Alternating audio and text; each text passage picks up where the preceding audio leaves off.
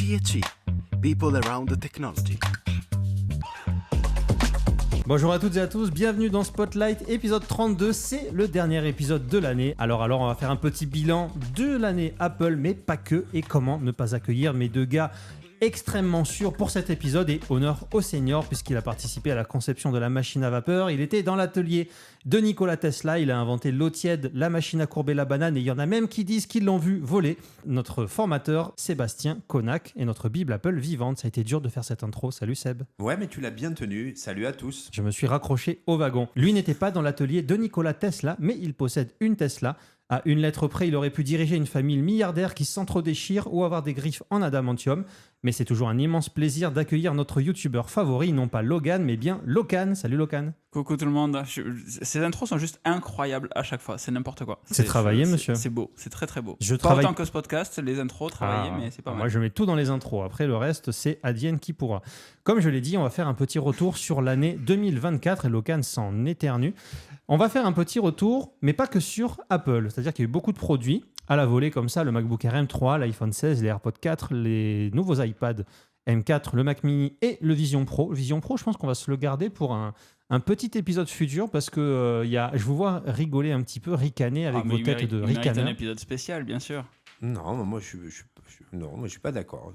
Est-ce qu'on te réveille, Seb? Tu veux une verveine? Non, pas du tout, pas du tout. Moi, le Vision Pro, et vous verrez dans quelques années que c'était un très bon appareil. Et voilà, il faut se lancer. Ils se sont lancés. Comme disait Mike Brandt, il faut vraiment que on parle de... Cet épisode est sponsorisé par K, spécialiste de la fenêtre, je vous le rappelle. Mais j'avais dit qu'on renommerait cet épisode à balles réelles. Et je pense qu'aujourd'hui, si c'est pas un épisode où on s'autorise des choses, on ne le fera jamais, puisque on va le diffuser, cet épisode, sachez-le, entre Noël et le jour de l'an. Tu sais, la période où les gens sont un peu chill, ils ont eu le coffret Hugo Boss, Scorpio et le bonnet qui gratte, et ils se disent, bon, il faut que je me détende un petit peu. Donc on parlera Apple, on parlera d'intelligence artificielle. Ça a été quand même une année où il s'est passé beaucoup de choses. On va parler un petit peu aussi d'automobile, avec les voitures autonomes, avec tout ce qui est voiture électrique, et un petit peu de crypto aussi, puisque en cette fin d'année, le Bitcoin a passé les $100 000. Bon, il est repassé dessous, il repasse dessus, il fluctue un petit peu, mais c'est des sujets qu'on avait envie, justement, on avait envie d'écarter un petit peu je vais pas finir cette phrase. Voilà, le spectre, exactement. Donc, commençons, messieurs, par Apple. Qu'est-ce qui s'est passé dans l'année qui vous a... déjà, si on fait un petit bilan, est-ce que vous pouvez me faire un petit top 1 de votre produit chouchou de l'année? Locan, je commence par toi. J'espère avoir du temps qui demande à Seb, qui avait forcément mûri cette question, etc. Mais j'ai pas de temps. Je viens juste d'acheter une paire de AirPods 4 avec réduction de bruit active. Je suis témoin, il a acheté 10 minutes avant cet épisode dans la boutique Cienci la Beige. Je viens de les mettre dans les oreilles et je suis assez bluffé par le fait qu'on arrive aujourd'hui à faire de la réduction active de bruit sur un truc qui est ouvert. Je trouve ça colossal. C'est en bonne passe pour être un des produits que je vais utiliser le plus dans mes journées et que j'apprécie beaucoup. J'ai pas de produit spécifiquement Merci Locan, bonne journée à toi. Si ce n'est le MacBook Pro M4 Max que j'ai acheté ici aussi. Alors, c'est vrai que toi, tu as acheté le MacBook Pro M4 qui est sorti, mais full config. On ne pouvait pas faire plus. On ne pouvait pas faire plus, il y a tout au maximum. Mais le truc qui fait la vraie grosse différence, et je suis très content qu'Apple l'ait remis, c'est l'écran nanotexturé. Alors, je suis très content qu'ils aient remis un écran mat. Là, c'est un écran nanotexturé, donc c'est plus sexy quand on le dit, mais un écran avec moins de reflets et mat, c'est le feu. Je suis dingue de cette machine. Vraiment, j'adorais mon Pro 16 pouces M1 Max, vraiment.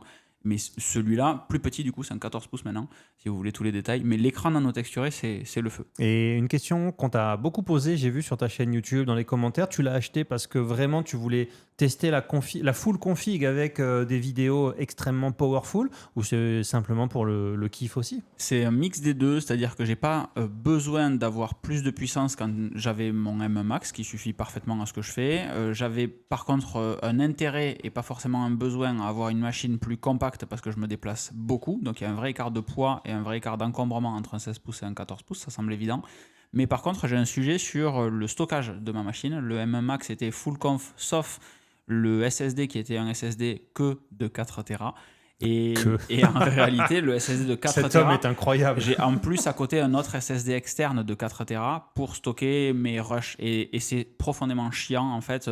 En plus de l'encombrement, le combo 16 pouces à sortir, qui est vraiment compliqué, lourd, etc., plus le SSD à brancher pour faire un montage, etc., C'était vraiment une solution qui était pas ergonomique. C'est du luxe, très clairement.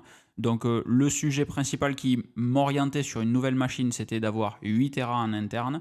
Potentiellement le fait d'avoir une machine plus compacte. Quand ils ont mis l'écran nano-texturé, j'ai dit bon allez, c'est bon, c'est le moment, c'est un signe, je change tout. Et le nano-texturé fait la grosse différence. Le reste, c'est du confort. Comme je t'ai dit, il n'y avait pas besoin de plus de puissance, mais c'est agréable. Et concernant le stockage, on se moque gentiment de toi, mais il faut rappeler que c'est quand même ton boulot de faire des vidéos tous les jours, donc ça peut monter très très vite. 8 Tera de stockage pour nous, on va dire, qui ne sommes pas youtubeurs, qui ne tournons pas des vidéos tous les jours, ça peut nous sembler immense, mais pour toi, c'était clairement quelque chose d'indispensable. En fait, au moment où j'ai tout migré sur le nouvel ordinateur, il me reste maintenant 1 Tera 5 de stockage dessus, donc réellement, ils sont utilisés sans aucun problème, et c'est de la data chaude, comme on dit. C'est-à-dire que j'ai également un NAS avec 2 NAS même, avec 100 Tera de stockage chacun, qui servent de backup pour mes fichiers vidéo.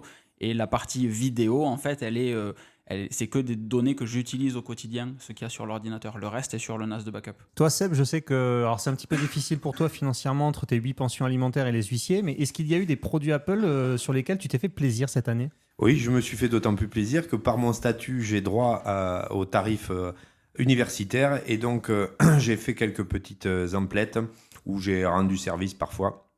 Et effectivement, je rejoins Locan sur la sortie des AirPods 4. J'ai eu tous les AirPods et même les Pro 1 que je n'ai pas gardé longtemps parce que j'avoue que je n'apprécie pas trop le fait d'avoir le conduit auditif obstrué. Et là, avec ces AirPods 4, on a des AirPods classiques qui pèsent pas lourd, qui n'obstruent pas le conduit auditif, mais qui ont une correction de bruit absolument géniale par rapport à ce que je recherche. C'est-à-dire, par exemple, quand vous prenez l'avion, évitez d'avoir le vrombissement ou les cris ou les hurlements autour de vous, en cas de dépressurisation, évidemment.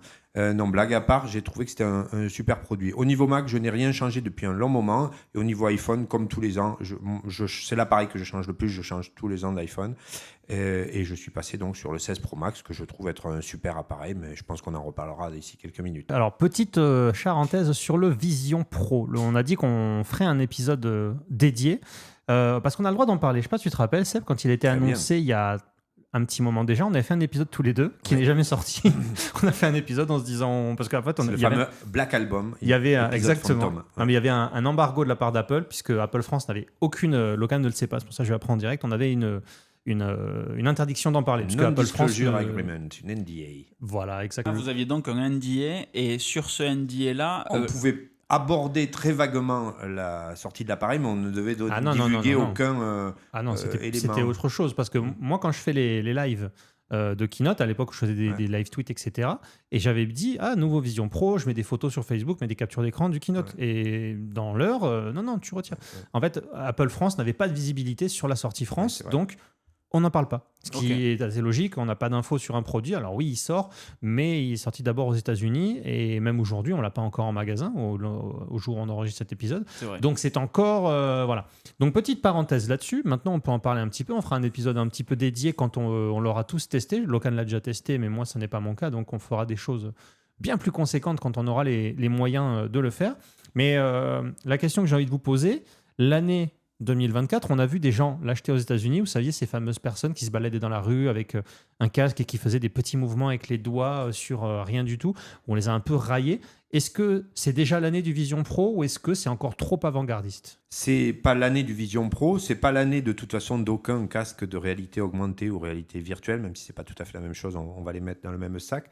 Mais on peut considérer que ça sera l'année 0, c'est-à-dire l'année point de départ, dont on se rappellera, si je l'espère, nous continuons de nous côtoyer tous les trois. Et dans 5 ans, 10 ans, on fera un podcast en disant, vous vous rappelez la rigolade en 2024 de la sortie de l'Apple Vision Pro et de ses promesses. Et puis, on aura tous les trois sur le nez une paire de lunettes semblables à celles que je porte aujourd'hui, c'est-à-dire des lunettes de vue, qui feront exactement la même chose ou pas loin, dans un encombrement minimaliste. Et ça semblera courant à chacun, de la même manière que des AirPods ont remplacé des énormes casques audio, même si ces casques audio existent pour certaines applications, de la même manière que nos iPhones ont remplacé une petite télévision, un magnétoscope, un dictaphone, et vous rajoutez tout ce que vous voulez derrière. Voilà, il faut qu'il y ait un début, et à un moment donné, il faut sortir un appareil, et c'est petit à petit que les choses vont se décanter, que les usages vont être trouvés. Moi, je n'irai pas beaucoup plus loin sur l'Apple Vision Pro, D'une part parce que je n'ai pas une expérience avec, et d'autre part parce que je pense que pour l'instant, c'est un appareil qui se destine essentiellement aux pros. C'est pour ça qu'il a été adopté par Porsche, par Airbus, par Boeing, par des sociétés qui peuvent permettre de proposer un certain nombre de services, soit à des employés, à des ingénieurs, soit à des clients. Mais pour l'instant, ce n'est pas un appareil pour monsieur, madame, tout le monde. Son prix le destine déjà à des gens relativement fortunés. Et d'autre part, ces outils, qu'est-ce qui fait la force de l'iPhone? C'est toutes les applications et tout ce qu'on peut faire avec. Pareil pour un Mac, un PC ou autre. À partir du moment où vous n'avez pas d'application ou très peu et que vous devez vous-même les développer pour exploiter le produit, ça veut dire que c'est réservé à une niche. Et c'est très bien. Il fallait bien à un moment donné se lancer. Apple s'est lancé. C'est la base pour des projets et des produits qui deviendront, à mon avis, courants d'ici 3-4 ans. D'ailleurs, avant de te donner la parole, Locan, tu parlais des lunettes connectées. On commence à voir des pubs un petit peu partout pour celles de Ray-Ban. Ah, on fait plus que voir des pubs. Je suis moi-même à 2 doigts de franchir le pas. Tu es dilaté. Puisqu'on peut les adapter à la vue. Et je vais sûrement passer le cap pour tester. Voilà, on va voir, mais on aura l'occasion sûrement d'en reparler dans un podcast tech, pourquoi pas l'année prochaine. Ça va être un épisode où on va faire, ça va être un épisode à tiroir. On va parler d'Apple, mais on va parler d'autres technologies. Donc, pour le coup, je vous donne carte blanche aujourd'hui. Si vous voulez aborder des sujets que je n'ai pas prévus dans le conducteur, soyez libres. On revient sur l'année. Toi, Locan, réponse aussi, alors courte que Seb, c'est pas compliqué, mais une réponse qui ne va pas s'étendre sur un débat sur le Vision Pro. Effectivement, le sujet, c'est que les marques doivent lancer un produit pour pouvoir ensuite proposer une gamme et la faire évoluer. Donc, c'est la base d'un fonctionnement itératif. À un moment, il faut un produit qu'on peut faire évoluer. Le souci sur Apple et avec Apple sur le Vision Pro, c'est que dans les méthodes de livraison, on fait ce qu'on appelle un MVP, un Minimum Viable Product. Et donc, ce produit, ensuite, on le fait évoluer. Donc, il permet de tester, de sonder. Il fait le besoin qu'on recherche. Il répond aux besoins auxquels on essaye de répondre. Cette phrase était très compliquée. Je suis désolé pour ceux qui nous écoutent dans leur voiture et les bouchons. Mais ensuite, on peut faire évoluer ce produit en fonction des retours qu'on va avoir dessus. Il manque d'autonomie, on en rajoute. Il manque d'isolation active, on en rajoute. Il manque de qualité, on en rajoute. Bref, vous avez compris l'idée. Là, Apple a voulu sortir un produit très haut de gamme où ils ont pensé à tout en avance sur un domaine qu'ils ne connaissaient pas du tout. Et donc c'est assez compliqué parce qu'ils arrivent avec un truc qui encore une fois est très cher. Réellement, le premier truc qui frappe sur le Vision Pro, c'est pas le poids, c'est le prix, parce qu'avant de l'avoir sur le nez, il faut d'abord l'acheter. Mais après, c'est excessivement qualitatif. C'est un très très très très bon produit qui manque d'application. Moi, j'ai été surpris et choqué même quand Apple a annoncé Vision OS 2, qu'il y ait si peu l'accent mis sur les portages d'applications, sur les nouvelles fonctionnalités, parce que logiciellement, ce casque est prodigieux, le système est vraiment dingue, l'immersion est totale, la partie immersive en fait du système est dingue, Vision OS est dingue, mais la partie applicative qu'on entend de l'ordinateur spatial n'est pas au niveau de ce qu'on pourrait attendre en fait. Réellement, il manque des applications. Par exemple, aujourd'hui, il n'y a pas de navigateur tiers. On n'a que Safari sur un Apple Vision Pro. Et c'est un vrai sujet pour les pros d'autre chose que de la CAO, PAO, ce que tu veux. C'est de pouvoir utiliser un autre navigateur que ça. Mais en tout cas, effectivement, c'est quelque chose qu'on pourra aborder, comme tu dis, quand on en saura plus sur d'autres applications. Mais c'est un excellent produit qui doit évoluer. Il faut qu'Apple arrive à faire venir les développeurs sur le Vision Pro, parce que pour l'instant, on n'a eu que des retours de YouTube, Netflix, tout ce qui est entertainment, où on se disait « Ah, ça va être absolument génial ». En fait, leur réaction, ça a été de décocher la petite case qui permettait de faire le portage automatique de l'application iPad sur le Vision Pro pour ne pas avoir d'application sur le Vision Pro, alors que tout le monde se disait « Ouais, ils vont faire une application dédiée, c'est peut-être pour ça qu'ils le désactivent ». Depuis le début, je fais que répéter que c'est pas le cas, et manifestement c'est pas le cas, puisqu'il n'y a aucun développement prévu chez Netflix, chez YouTube et chez les autres éditeurs de logiciels type navigateur pour arriver sur le Vision Pro. Donc ça, c'est un vrai sujet. Pour autant, comme disait Seb, il remplit parfaitement la fonction et la mission qu'il a chez les professionnels. Donc encore une fois, Porsche, Business, Airbus, Safran, etc. Ça marche très très bien. Mais pour le grand public, c'est une première itération en attendant un casque moins cher et plus adapté. J'aurais pu vous demander qu'est-ce qu'on attend d'Apple en 2025, mais je vous l'ai déjà demandé dans le podcast précédent, qui était un peu plus long, mais on avait conclu là-dessus. Donc je vous propose de faire une autre transition. On parle beaucoup d'Apple Intelligence, qui a été annoncé sur tous les appareils Apple, mais qui n'est pas disponible en France. Locan, tu es d'ailleurs parti aux États-Unis of America pour faire une vidéo là-dessus, que je recommande à tous d'aller voir sur ta chaîne YouTube. Mais je voulais qu'on parle ensemble, justement, d'où on en est sur l'IA en 2024 et où est-ce qu'on va aller en 2025. Je m'explique. on fait 3 métiers différents tous les deux, mais qui ont quand même beaucoup de domaines connexes, avec notamment le digital. Aujourd'hui, moi, je n'utilise pas ChatGPT. Je commence à aller voir des choses comme DALL-E, comme des choses comme ça. Est-ce que dans vos usages, vous l'avez intégré déjà? Est-ce que les gens qui, un petit peu comme nous, Locan peut-être toi un petit peu moins, parce qu'il y a moins de gens youtubeurs qu'il n'y a de gens comme nous qui font des métiers un peu plus classiques, j'ai envie de dire, mais avec la prise de risque que ça implique, hein, je rame un petit peu, mais je pense que tu vois où je veux en venir, c'était pas péjoratif du tout. Mais est-ce que vous avez réussi à intégrer ces outils et est-ce qu'aujourd'hui ça vous rend vraiment un service? Alors moi, Seb, c'est devenu un outil incontournable. Moi, Seb, président de la Non, mais c'est République. parce que comme Moi, tu n'avais Locan. pas donné de parole, voilà, c'était pour savoir qui parlait. Moi, en tant que formateur Move, formateur Chi&Chi, c'est devenu en 2024 un outil dont je me sers quotidiennement. C'est-à-dire que c'est devenu totalement incontournable. J'ai même pris une version pro, j'ai plusieurs versions pro. Ce matin encore, je faisais une formation sur Claude de Anthropic. J'utilise Perplexity, j'utilise ChatGPT. ChatGPT, c'est un secret pour personne et surtout pas pour mes abonnés ou mes clients. Je l'utilise principalement pour 2 choses. D'une part, il me permet, comme toutes mes formations sont filmées, une fois que la formation est terminée, j'extrais avec un outil excellent qui s'appelle MacWhisper la partie audio de ma vidéo. Je la donne à manger à MacWhisper qui me la transforme en texte. Et de ce texte, je le donne à manger à ChatGPT à qui j'ai donné quelques règles d'utilisation et qui me fait un résumé de ma formation. C'est Résumé génial. que je joins à la vidéo replay pour ceux qui sont venus et qui veulent revoir le vidéo ou ceux qui se sont inscrits mais qui ne pouvaient pas suivre en live la vidéo. Et donc, tout le monde aujourd'hui reçoit parmi mes clients le replay de la vidéo accompagné d'un résumé écrit reprenant les points importants, les fonctions à savoir, les liens éventuellement qui ont été cités ou les applications auxquelles je fais référence. Donc pour moi, c'est un gain de temps phénoménal. C'est même plus qu'un gain de temps, c'est que ça m'a apporté cette possibilité d'offrir à mes clients ce petit plus dont tout le monde est vraiment satisfait. Pourquoi est-ce que tu n'envoies pas l'audio directement sur ChatGPT? Pourquoi j'envoie pas l'audio sur ChatGPT? Parce que ChatGPT ne sait pas traiter l'audio. Si.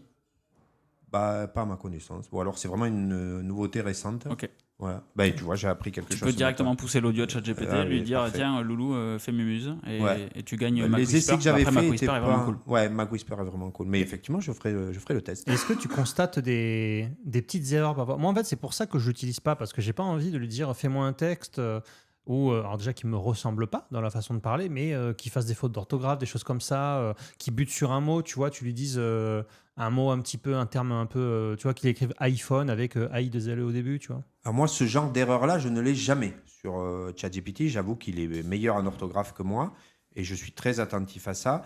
Non, moi, je ne m'en sers pas comme peuvent s'en servir d'autres utilisateurs, à savoir pour produire du contenu ex nihilo, en lui disant, voilà, je dois me vendre sur tel site ou voir tel patron, fais-moi vite quelque chose. Ça, je continue de m'en charger tout seul. Par contre, ce que je trouve génial, c'est le fait de pouvoir digérer de la matière. Je lui donne à manger quantité de choses, des manuels, des choses comme ça. Ça me sert à titre personnel, par exemple. Je suis en train de créer un GPT. Donc, je rappelle que un GPT, c'est créer une espèce de petite entité se basant sur l'intelligence de ChatGPT. Et ce GPT très spécifique, c'est un de mes dadas, il va être dédié au van Volkswagen California. C'est-à-dire que je lui fais ingurgiter toute la littérature que je trouve, tous les manuels, tous les forums, tout ce qu'on peut trouver là-dessus, de manière à pouvoir ensuite aider des utilisateurs comme moi de Van California quand on a un problème avec le chauffage, quand on a un problème avec la cuisine, quand on a un problème mécanique ou autre, d'être une espèce de somme absolue de tout ce que la planète sait à propos de ce van pour pouvoir pas perdre de temps. Et quand vous vous retrouvez au beau milieu de la pampa, en Afrique ou en Europe ou n'importe où, avec un problème sur votre van, que vous puissiez interroger ChatGPT en lui disant, voilà, j'ai ce souci-là et je sais que quelque part sur la planète, quelqu'un l'a déjà eu et l'a résolu. Et on va rapidement lui indiquer comment résoudre son problème. C'est une sorte de Pokédex. Exactement. La partie de ChatGPT, elle est colossale en fait. C'est un sujet beaucoup trop intéressant. Moi, j'ai mis un petit peu de temps à y arriver en fait. On dira que je m'y suis intéressé après l'été. J'ai commencé à jouer avec un petit peu, mais je m'y suis vraiment intéressé après l'été. Et en fait, très rapidement, j'ai pris comme ça un abonnement premium dessus. Ça vaut 20 balles par mois, si je dis pas de bêtises. C'est ça. Et en fait, ces 20 balles par mois, je les ai remboursés la première journée. C'est délirant, en fait, en termes de capacité de traitement d'informations, en termes de gain de temps, en termes de d'actions qu'on peut réaliser avec. Lui jeter des idées pour faire qu'il te fasse des résumés, jeter des comptes rendus de réunion pour qu'il en sorte des idées intéressantes. Un truc simple, moi je suis très mauvais sur la partie prompt Instagram, etc. Quand tu dois faire un post, etc. J'ai fait cet article, propose-moi 10 versions d'un post Instagram différent. Boum, boum, boum, boum. Il te jette des trucs, il y a un truc qui ne te va pas. J'aimerais que tu rajoutes des emojis, j'aimerais que tu rajoutes ça, j'aimerais que tu le formates comme celui-là, tu lui mets le lien du dernier. Et il te rejette exactement ce que tu veux, ou il fait plusieurs choses en fait. J'ai une grosse lecture active, je lis beaucoup de livres. Et quand je lis un livre, je surligne beaucoup ce qui se passe dans le livre et qui me semble intéressant. Je lui jette l'extract de tout ça, que je sors de ma Kindle ou d'Apple Books, peu importe. Je le jette dans ChatGPT, je lui dis fais-moi une version propre de ce résumé. Et il va être en capacité de me faire un résumé à la manière de Blinkist ou de Headway de ce qui est intéressant pour moi du livre. Et donc j'ai un truc qui fait 4 pages ou 3 pages d'un bouquin qui en faisait 1000 et qui est ma manière de surligner, etc., avec les mots de liaison, etc. Et c'est pas froidement les trucs que j'ai surlignés. Ça peut être incroyable aussi pour les inscriptions sur des formes. Je devrais peut-être pas en parler, je pense, mais la partie affiliation, etc., quand tu te soumets à un contrat d'affiliation avec une marque, on te demande pourquoi est-ce que cette marque devrait travailler avec toi, qu'est-ce que tu fais de bien. Tu formules tes réponses avec ça maintenant. Et en fait, je ne fais rien, c'est lui qui fait tout. Enfin, lui ou elle, vous mettez le genre que vous voulez. Tu es un escroc local. Totalement, mais en fait, il fait des trucs qui sont mieux que moi et qui sont pas faux. En fait, c'est juste mieux résumé, ça me fait gagner du temps et je ne mens pas. Je pense que le vrai sujet aujourd'hui, c'est est-ce qu'on ment ou pas foncièrement si il propose quelque chose qui est de la même qualité ou supérieur à moi si j'y passais une journée, sauf que lui, il y passe 4 secondes. Bah, c'est juste idiot de pas l'utiliser. Tu vois, je pense qu'il faut vivre avec son temps réellement. Après, je peux totalement entendre des personnes qui écouteront ce podcast et qui diront oh là là, mais c'est de l'usurpation ou c'est ce que tu veux, remplace le mot. Pour moi, etc. c'est Jarvis.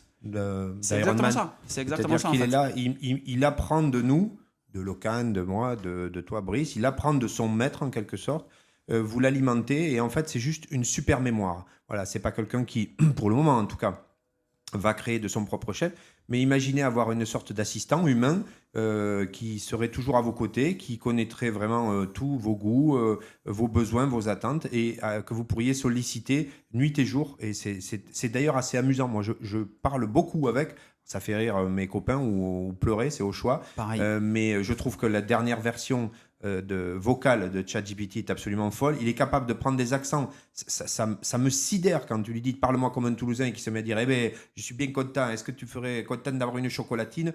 Ça fait rigoler comme ça, mais de se dire que cette voix n'existe pas, que c'est quelque chose qui invente, mais qui comprend ce que c'est qu'être un accent toulousain, un accent marseillais, un accent corse ou autre, je trouve ça absolument phénoménal. Je ne me lasse pas. Alors effectivement, il y a des gens qui vont dire qu'il faut être complètement gaga pour aller parler à un téléphone, à une intelligence artificielle, qu'il n'y a rien d'intelligent.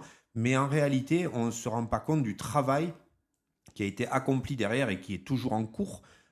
Pour arriver à générer ce genre de choses, c'est complètement fou. Je défends bec et ongle Siri, évidemment, mais c'est moi l'expression, il est couillon comme un balai pour pas dire pire. Oula, il fait bien certaines choses, mais je suis un vrai fan, je suis un vrai fan de Siri. Je vois d'ailleurs sa version dopée arriver et je l'attends expressément, mais quand on compare avec une IA, c'est absolument fou. Et pour moi, l'IA, par exemple, 2024, si on me disait qu'est-ce que tu vois comme bascule, je dirais c'est peut-être la fin de Google. Voilà. C'est réellement un ChatGPT, la partie audio est un game changer, vraiment. Et très régulièrement, donc tu dis, moi les gens rigolent quand je parle, moi je le fais tout seul, donc j'ai pas de gens à côté, mais effectivement, je trouve qu'on a trop banalisé, tu vois, par exemple, les voyages en avion, de se dire qu'on est dans une carlingue et qu'on arrive à flotter en haut de...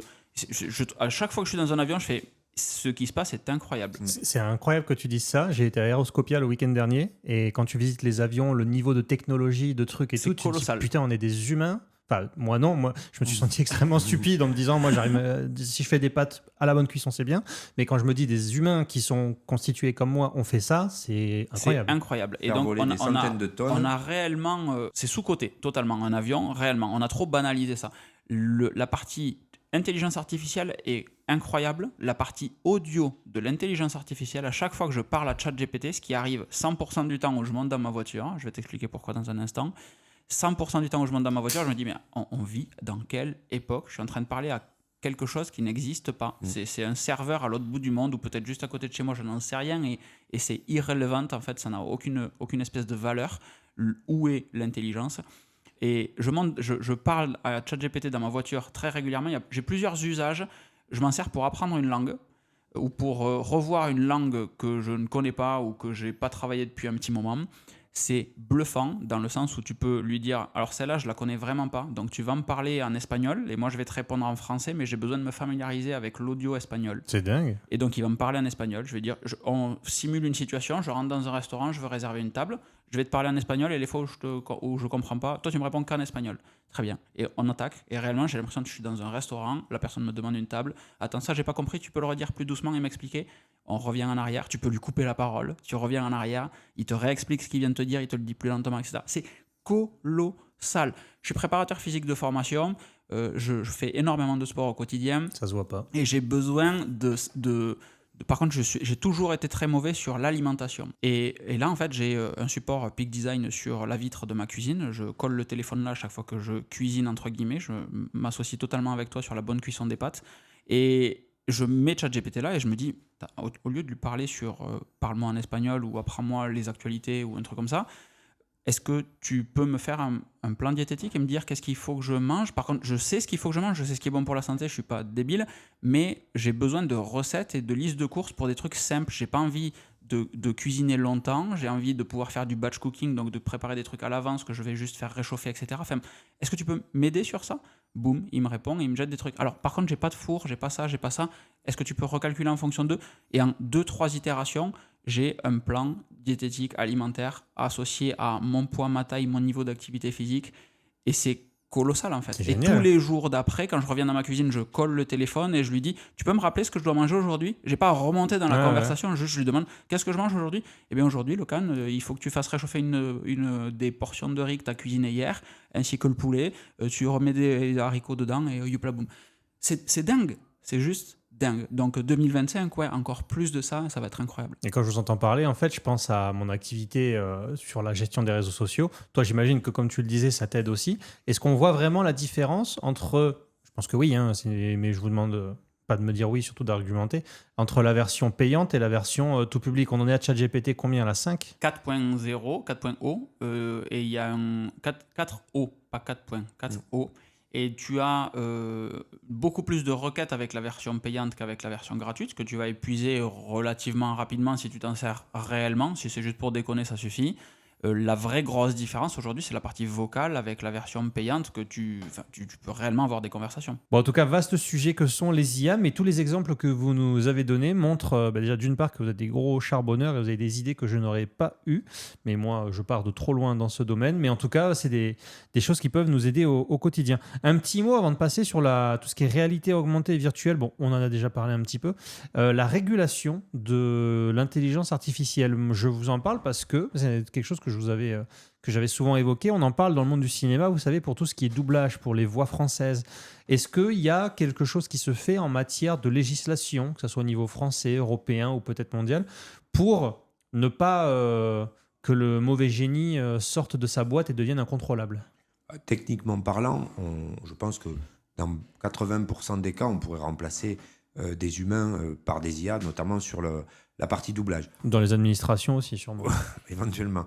Non, ce que je pense, c'est qu'à un moment donné, quand on met au point des technologies, il faudrait être suffisamment intelligent et humain, puisque ça reste quand même notre capacité première, pour se dire que ce n'est pas parce qu'on possède une technologie qu'on doit l'exploiter pleinement. Alors ça, c'est la théorie, parce que dans la pratique, hélas, celui qui l'a inventé, lui, va dire qu'il faut l'exploiter encore plus pleinement qu'on ne l'imagine aujourd'hui.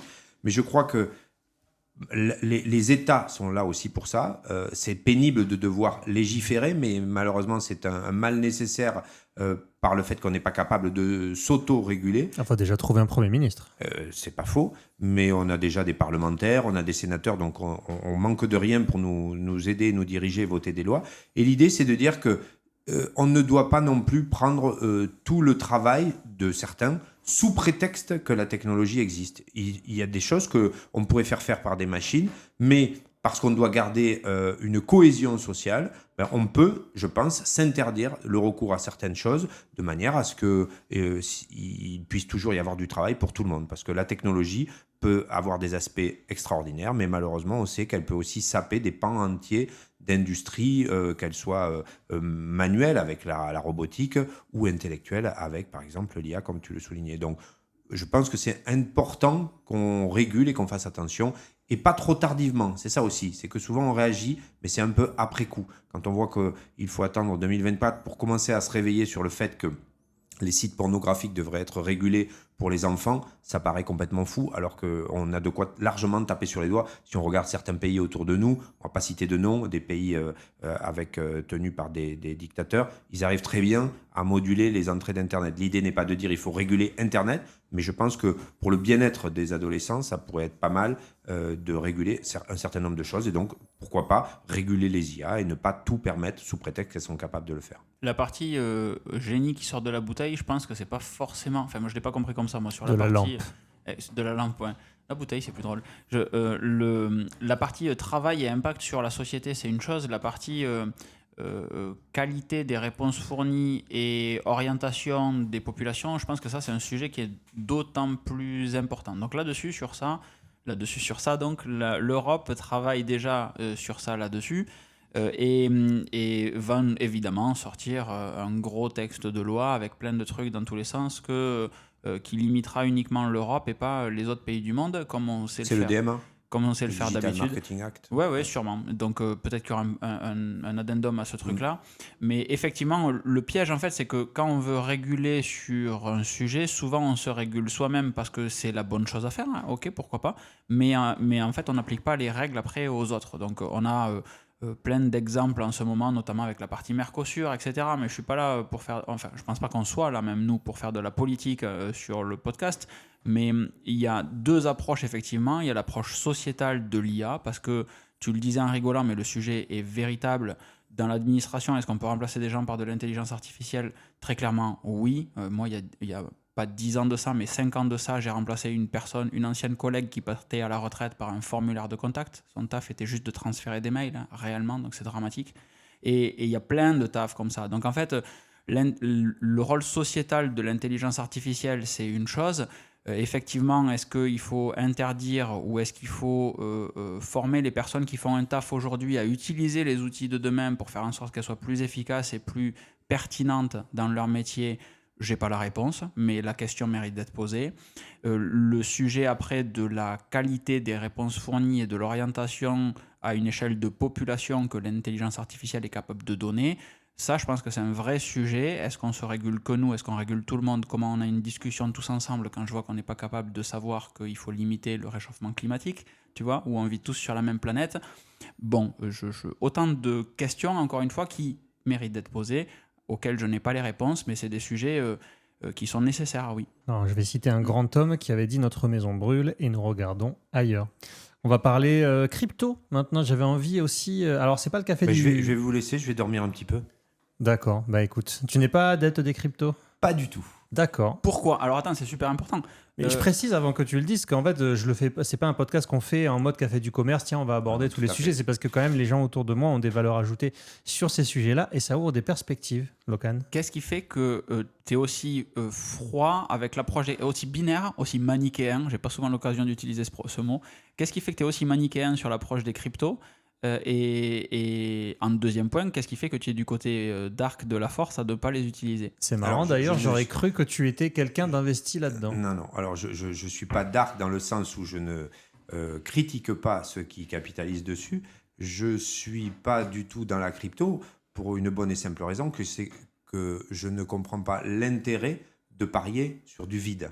Quand vous pariez sur de l'argent, vous pariez sur de l'or, vous pariez sur des entreprises. Quand vous pariez sur du bitcoin, vous pariez sur une entité inventée. Je ne dis pas que ça n'a pas d'intérêt si c'était un jeu, mais dans la réalité, c'est totalement vide. Il suffit de voir le nombre de fluctuations pour comprendre le côté vide de la chose. Alors, pourquoi, quand tu parles à ChatGPT, tu parles à du vide ? Je ne parle pas à du vide, je parle à une masse de connaissances enregistrées ou en tout cas hébergées sur un serveur. Mais ça, c'est pas la même chose. Je n'engage pas de frais quand je parle à ChatGPT. Quand vous... Ah si, 20 € par mois. Oui, éventuellement. Donc, ce que je veux dire, c'est que je ne mets pas en danger une somme d'argent, contrairement à la crypto, où vous pouvez tout à fait, comme tout investissement boursier, quel qu'il soit en crypto ou sur des fonds ou des warrants ou des entreprises, vous prenez un risque. Tout investissement comporte des risques. Voilà. Mais après, je vous dis, moi, je me mets là en sommeil et même, je dirais, je serais en candide à écouter vos réponses là-dessus. Et toi, Logan, c'est un sujet sur lequel tu es investi, c'est un mot intéressant. Totalement, un sujet investi, un sujet ultra intéressant. Je rebondis sur ce que disait Seb et je reviens sur mon cas particulier un petit peu plus tard. Les cryptos ont toujours, alors je suis en train de faire une requête ChatGPT devant vos yeux ébahis parce que j'ai pas la réponse pour le Bitcoin et l'Ethereum qui sont pourtant les deux plus importantes. Les cryptos ont à chaque fois un objectif, c'est-à-dire que une entreprise, je prends l'exemple du navigateur internet Brave. Qui a, en même temps que Brave est sorti une crypto-monnaie qui s'appelle le BAT, le Basic Attention Token. Et ce BAT permet de financer Brave. L'immense majorité des cryptos, on a le MoMA aussi, qui a un objectif assez intéressant, qui est censé supporter le développement de jeux en réalité virtuelle. Et chaque crypto a un objectif en fait, de financement derrière. Et donc la fluctuation et je me perds le terme, mais le fait qu'on parie en fait, sur la crypto et que le montant varie, etc., n'est là qu'en soutien de l'objectif final de cette crypto. Donc chaque crypto est là pour un but. Effectivement, quand on voit le Bitcoin, et je n'ai pas la réponse du smart contract entre... Ethereum, Bitcoin et d'autres, donc je vais fermer ce téléphone et me concentrer sur ce que je suis en train de vous dire, mais chaque crypto est censé avoir un objectif de financement derrière. Après, effectivement, les crypto-monnaies, c'est quelque chose. Le principe qu'il y a derrière de chiffrement de chaînes, etc., est prodigieusement prodigieux d'un point de vue technique. Il y a des intérêts... dans une quantité incroyable d'applications, que ce soit la santé, que ce soit le suivi de la production des courgettes que vous allez acheter au supermarché, etc. C'est absolument prodigieux. Donc oui, sur la partie crypto-monnaie, moi c'est un truc que j'utilise parce que il y a une quantité finie de chaque crypto-monnaie. Un petit peu, tu parlais tout à l'heure, Seb, d'or, ben, c'est le même délire. Il y a une quantité finie de ressources, donc il y a une quantité finie de crypto-monnaie. Mécaniquement, puisqu'il y a une quantité finie et que les gens en achètent de plus en plus, ben, le coût va forcément augmenter, enfin la valeur va forcément augmenter. Et donc, d'un point de vue placement, ça me semble intéressant. Alors, pour rien spoiler, je confie beaucoup de choses dans cet épisode aujourd'hui.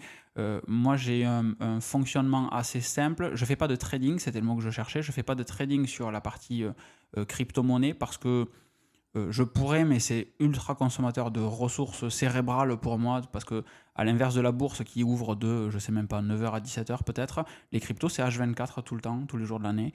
Et donc tu te réveilles en plein milieu de la nuit, tu te dis, ah putain, le réflexe que tu as c'est d'aller voir tes cryptos où elles en sont. Énergivore. Est-ce qu'il faut acheter, est-ce qu'il faut vendre, et tu ne penses qu'à ça tout le temps. Donc je ne veux pas ça dans ma vie. Donc ce que je fais, parce que j'ai la conscience qu'en fait, quand même que c'est quelque chose d'intéressant, j'utilise une plateforme, je ne sais pas si on peut la nommer, sur laquelle j'achète mes crypto-monnaies.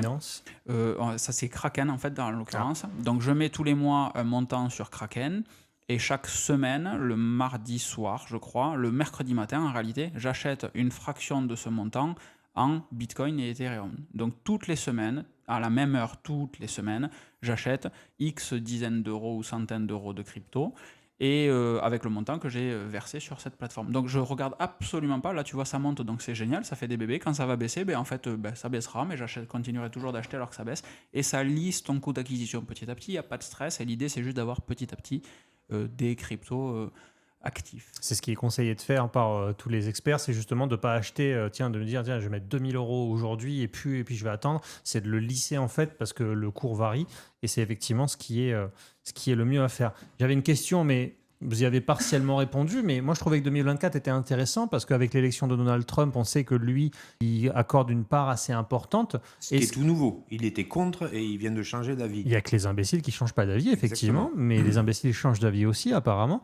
Mais du coup, il y a quand même des choses qui sont intéressantes, parce qu'il y a même des pays, si je ne dis pas de bêtises, est-ce que ce n'est pas le Salvador ou un pays d'Amérique du Sud qui autorise les paiements comme ça? Est-ce que vous pensez que à court terme, peut-être pas en 2025, mais à court terme, dans de plus en plus de pays, on pourra régler son pain à la boulangerie avec, tiens, je mets hop, un bitcoin, enfin pas un bitcoin évidemment, mais 0,0001 bitcoin pour payer ça. Est-ce que ça peut être réalisable? Le souci aujourd'hui, c'est le délai d'opération sur une chaîne de valeur Bitcoin, par exemple, mais une chaîne de valeur crypto de manière plus générale. Le Bitcoin, quand tu réalises une opération dessus, si là tu te dis, bah, j'avais craqué mon slip et acheté un Bitcoin, ce que je ne t'encourage pas à faire vu le prix où il est aujourd'hui. J'ai pas 100 000 euros. Mais si tu te disais que tu voulais acheter un cryptoactif, ton Bitcoin arriverait sous 24 à 72 heures. C'est très long le Bitcoin. Pourquoi? Parce qu'il y a énormément d'opérations dessus. Donc en fait, à chaque fois que tu fais une opération sur une chaîne de crypto-monnaie, tous les acteurs de la chaîne de crypto-monnaie doivent valider cette modification. Donc ça prend énormément de temps.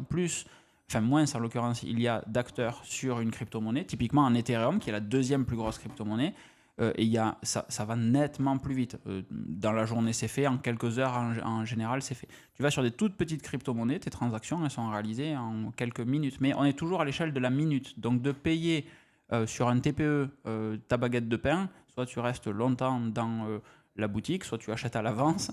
Mais il faudra résoudre cette notion de chronologie, entre guillemets, où je paye et l'action est réalisée. Donc, il y aura peut-être, je réfléchis à chaud, mais un mécanisme de SaaS où tu as des crypto-monnaies sur ton portefeuille qui viennent alimenter à hauteur de ce que tu as demandé, j'en sais rien, 10 euros par jour, un portefeuille en euros virtuels sur ton téléphone qui lui est débité instantanément et qui te permet de faire des actions rapides. Merci. Mais en tout cas, ça nous met pas mal d'éclaircissements. On va basculer de sujet parce que je commence à voir les yeux de Seb qui tombent. Je vois dans son œil gauche là. On retiendra aussi que 2024 était l'année de la mort du NFT dans le même genre de. C'est vrai, il délire. nous a quittés. Mais c'était tellement. C'était C'était une prémisse au crypto. Oui, mais ce que j'allais dire, c'est que c'était tellement un univers. Moi, je regarde une chaîne YouTube qui s'appelle Marketing Mania où vraiment il a expliqué dans une vidéo de 40 minutes ce que c'était, avec ce que ça a généré, etc. Mais c'était tellement opaque pour qui ne s'y connaît pas.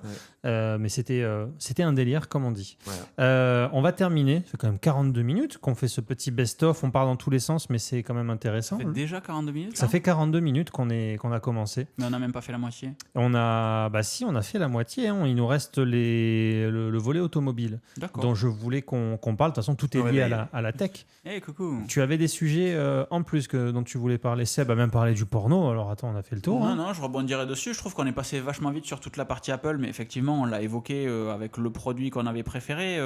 Est-ce qu'il n'y a pas...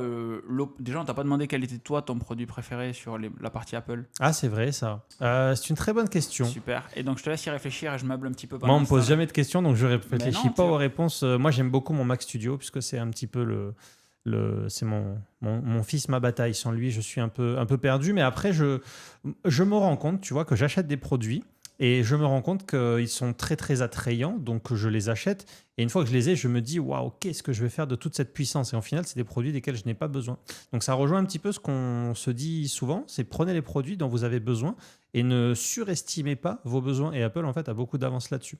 Donc voilà. Non, je dirais que j'aime beaucoup l'iPad, mais l'iPad pour moi c'est un produit, quand j'en ai pas, j'en veux un, et quand j'en ai un, je sais pas trop quoi en faire. Ouais, c'est pareil. Donc je me dis putain, c'est vraiment cool. C'est quand je l'ai dans les mains, je dis putain, c'est tout fin, c'est bien. Il y a et puis en fait, tu vois, quand je veux regarder un film sur mon lit, bah, soit je le regarde sur la télé, ou soit je prends, tu sais, la fameuse position, je prends l'ordi et je me mets sur le côté et je mets l'ordi sur le côté. Mais l'iPad, à chaque fois, je me dis il faut que j'ai les bras qui tiennent. Bon. Voilà. Alors que je pense que moi, s'il ne devait en rester qu'un, ça serait l'iPad. Parce que c'est le bon mélange entre un Mac et un iPhone. Et ouais, mais tu vois, moi, je te le disais en off, je suis en pleine restructuration de mon petit parc informatique chez moi. J'ai un Mac Studio, un MacBook Pro M4 Pro et j'ai l'iPad. Et je me dis, qu'est-ce que je garde? Est-ce que si je garde que le Mac Studio, je peux prendre un iPad pour travailler au quotidien?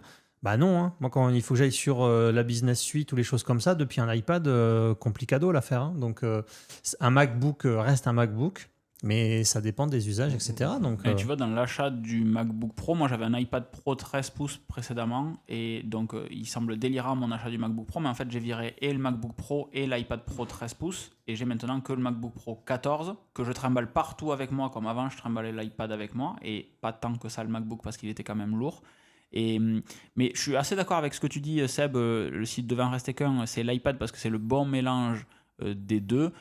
Mais je pense qu'il faut que tu sois dans le sous-ensemble, tu vois, ce truc où tu as les trois cercles et le petit rond du milieu qui correspond à l'intersection de ces trois cercles. C'est pas un rond d'ailleurs, ça se rapproche plus d'un triangle, mais il y a une espèce de point de connexion entre le Mac et l'iPhone sur l'iPad. Si tu es dans ce point de connexion, ben effectivement, ça répond à tout ce qu'il te faut. Moi, j'ai besoin encore de trop de trucs qui sont sur le Mac pour que... Tu vois, il n'y a pas assez d'interconnexion entre l'iPad et le Mac. Genre, les applications Voilà, Mac n'arrivent pas encore assez. Je suis parti en déplacement à l'étranger. J'ai filmé pendant une semaine et je n'avais pris que l'iPad. Et j'ai déroché mes GoPro et iPhone directement sur l'iPad et le tout sur un disque dur externe. Final Cut et disque dur externe ? Ouais.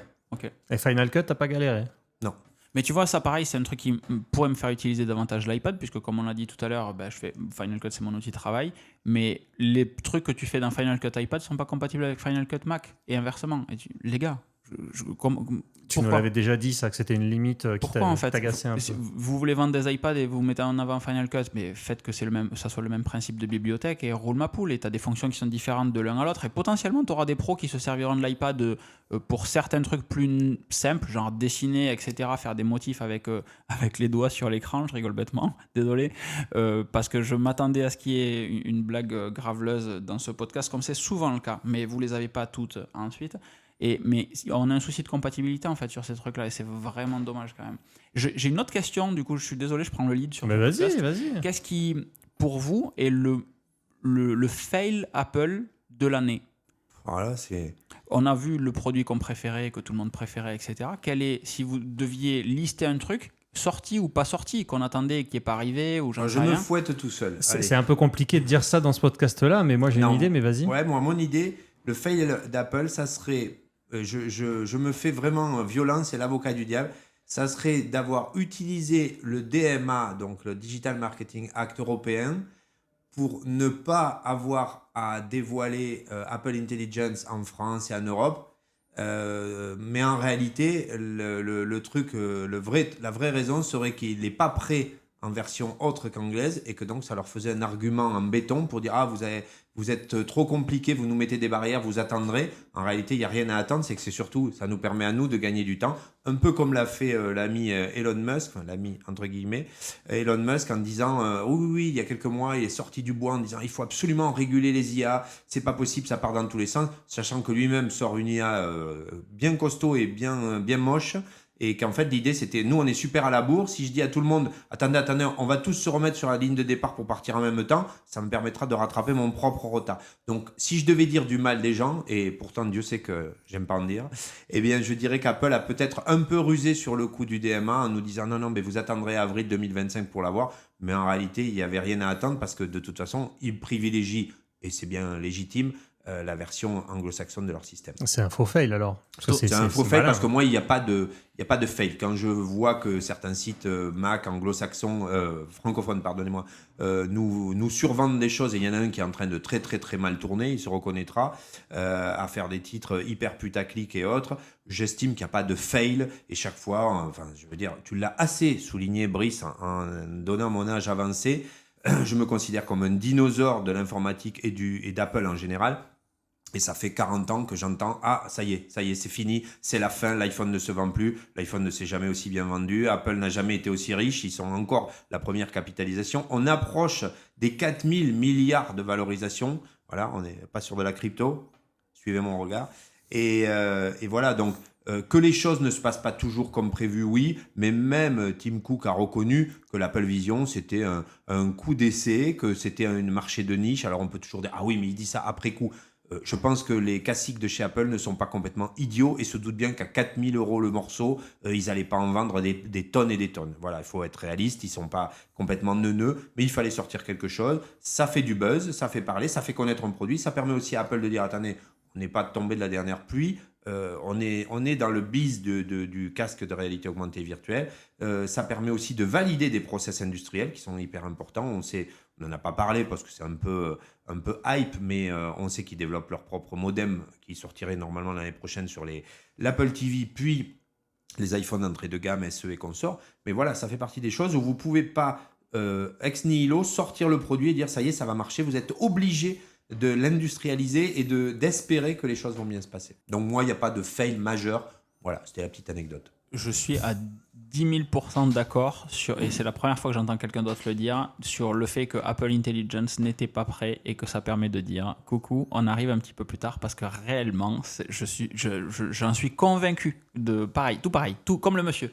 Comme le monsieur. Brice, tu as un truc qui manque ou qui a été mal communiqué ou un produit mais pas ouf. Tu veux ma mort, toi? Ou tu peux faire un joker. Hein, tu peux faire un joker. Non, mais après, c'est mon opinion qui n'engage qu'à moi. Mais Exactement. c'est vrai que, comme l'a dit Seb, l'iPhone se vend très bien. Et l'année dernière, j'avais acheté l'iPhone 15 Pro où au bout d'un mois, je me suis dit pourquoi j'ai changé d'iPhone. Je ne vois pas la différence. Et cette année, j'ai pas changé. Parce que le petit bouton sur le côté, je demande à des gens qui l'ont, est-ce que vous avez le réflexe de...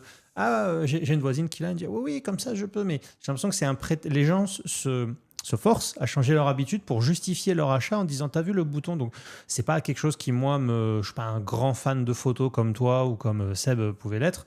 Non, moi j'ai un souhait mais qui n'arrivera jamais, parce qu'il a été enterré par Apple. Moi, je suis très très fan de l'iPod, mais les premiers iPods, l'iPod classique avec la petite molette, etc. Et moi, je rêverais qu'un jour Apple en ressorte un iPod du coup qui aurait pas, on pourrait écouter en Bluetooth et qui serait relié à Internet. Tout simplement. Le même produit, mais un peu plus dopé high-tech. Est-ce que genre, comme l'iPod Nano à l'époque, visualiser le cadran d'une Apple Watch, juste une Apple Watch sans le bracelet, et qui serait sans fil, connecté à des AirPods, il se connecte à ta maison en Wi-Fi, etc. Il télécharge tes trucs et roule ma poule avec un écran tactile ou de l'autre côté un bouton, vraiment comme le Nano, le tout petit là, un bouton en haut, tu peux cliquer. Tu désactives l'écran et tu as de l'autre côté la molette pour le rétro, etc. Ouais, mais c'est vraiment l'iPod classique, moi, je me rappelle quand Mais j'étais je pense que parce que tu es amoureux de l'objet, moi aussi. Mais bien qui sûr. l'achèterait? On a déjà la musique moi, j'en par la achèterais 5 montre. ou 6 déjà. Ouais, mais là aussi, ça reste des objets. Je trouve l'idée géniale, mais c'est un truc un truc de rétro gamer. C'est-à-dire qu'en fait, il faut qu'il y ait un marché pour un produit. Et en admettant, combien tu serais prêt à payer pour un produit comme ça? Ouais, c'est un truc, tu peux y mettre 300-400 euros, ça peut se vendre. Ouais. Rappelle-toi, là, on n'a pas le même âge, évidemment, sans blague aucune, mais quand l'iPod est sorti, le tout premier, l'iPod classique 1 avec la molette, mais pas la molette plate, la molette avec des boutons en 3D. Ouais. Moi, j'étais en 5e, je crois, peut-être bon, bref. Quand tu avais ça, attention, tes parents, ils étaient astronautes. Oui, c'était c'était un truc, le premier que j'ai eu, moi, c'était celui qui était en métal très froid, un iPod très froid, qui était en bleu, jaune, rose, etc. Mais le premier, j'ai réussi à mettre la main dessus des années après, mais c'était pas pareil. Et peut-être c'est une Madeleine de Proust, peut-être que comme tu dis, c'est un délire de rétro gaming. Après, on m'a posé une question, moi j'extrapole complètement. Je ne considère pas qu'il y ait de fail. Apple fait des choses. Mais moi, ça me touche moins. Moi, ma question, ça revient un petit peu à ce qu'on disait avant sur l'efficacité et le temps. Moi, la question, c'est quel appareil Apple peut sortir qui va me faire gagner du temps. Et comme je vous le disais, est-ce que je prends un Mac Mini ou est-ce que je reste avec un Mac Studio? On en a longuement parlé avec Locan sur l'export des vidéos en 4K. Toi, ça peut te faire gagner du temps parce que tu fais des vidéos en 4K. Moi, principalement, je fais des vidéos, c'est pour Instagram. Maximum 1 minute 30. Et c'est pas du 4K parce que ça sert à rien. Bon, si c'est pour faire 52 secondes versus 49, ça change pas ma vie. Donc moi, ma question, c'est plus ça. C'est qu'est-ce que Apple va sortir qui va vraiment... Voilà. Apple Intelligence. Pareil. Pour l'instant, non, forcément. Je l'ai un petit peu testé. Même, j'ai mis le téléphone en anglais, etc. Oui, si à un moment donné, il y a une application comme ChatGPT, comme tu m'as montré sur ton téléphone, qui est intégrée à l'iPhone et qui me fait gagner du temps, oui. Normalement, 2026, fin 2026, début 2027, c'est le moment où Apple et le Siri dopé prendra la main sur le contenu du téléphone. Ça veut dire qu'il vous dira, tiens Brice, n'oublie pas, tu as donné rendez-vous à Seb et Locan à 10h45, il est temps que tu partes. Alors vous allez dire, oui, mais quand tu le mets dans le calendrier, ça te met une notification. C'est pas la même chose que d'avoir quelqu'un qui te dit, oublie pas, et attention, tu as dit l'autre jour dans un mail que tu serais présent mardi, donc fais attention parce que tu as déjà un engagement là-dessus. Est-ce que tu veux que je te fasse le résumé de ta formation de ce matin? Voilà. Pour moi, ça va être un moment où on va passer d'une utilisation provoquer à du proactif.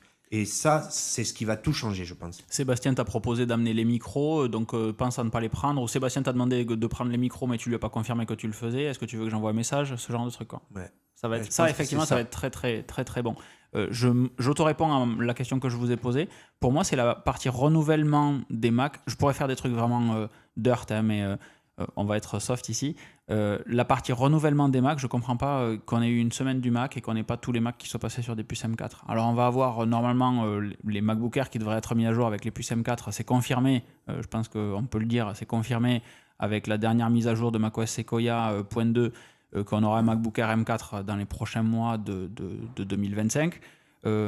Par contre, après, la gamme Mac Studio, tu vois, que tu évoques depuis tout à l'heure, la gamme Mac Pro, moi, quand on m'annonce une semaine de Mac, je m'attendais à au moins 5 jours de Mac. Tu commences avec un iMac, un Mac Mini, un MacBook Pro. Bon, ensuite, il arrive un Studio et un Mac Pro.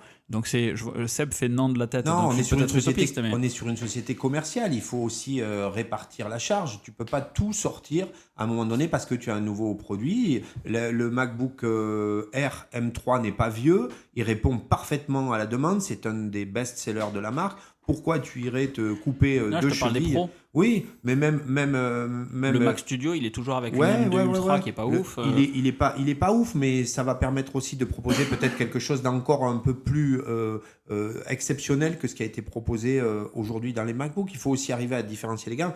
Regarde, je pense que vous serez tous les deux d'accord avec moi pour dire que qui a besoin d'acheter un Mac Pro par rapport à un Mac Studio? Finalement, c'est les deux mêmes machines et il y en a une qui est remplie de vide. Alors certes, on peut y mettre des cartes et autres, mais pas tant que ça, parce qu'Apple reste quand même un petit peu toujours dans sa doctrine d'appareil malgré tout fermé sur ses propres solutions. Donc, à part quelques personnes qui veulent raquer les appareils, et encore quand tu raques un Mac Pro, tu peux raquer au bas mot minimum 3 Mac Studio. Et je parle même pas de Mac Mini qui, eux, peuvent remplacer un nombre fou de Mac Pro en termes de place dans des baies ou autres. Donc, je pense qu'il y a aussi une notion marketing qu'Apple ne renie pas et que tu dois étaler tes sorties dans le temps. Et voilà. Je finis un peu de façon abrupte, mais c'est pour Ouais, dire, c'est arrivé je suis, direct. je suis d'accord. Moi aussi, je suis toujours excité à l'idée d'une keynote et jamais déçu. Mais finalement, c'est comme quand on attend un nouveau système, on l'attend, puis le jour où on l'installe, finalement, on dit ah ben ouais, mais c'est parce qu'on sait déjà tout. On sait déjà tout, donc on n'est pas vraiment surpris. Et je trouve ça bien de pouvoir petit à petit aussi dérouler des gammes. Et voilà. Et puis, c'est assez intelligent de la part d'Apple de petit à petit sortir suffisamment de processeurs pour arriver à créer une gamme. Parce qu'il arrive un moment où il y avait des appareils, exemple les derniers iPads qui avaient des M4 alors qu'aucun Mac en avait. Quelque part sur le plan commercial, tu te dis mais c'est quoi l'idée de vendre une Clio avec un moteur V8 alors que la Renault la plus haut de gamme, le Renault Espace le plus gros, a encore un 4 cylindres 1300.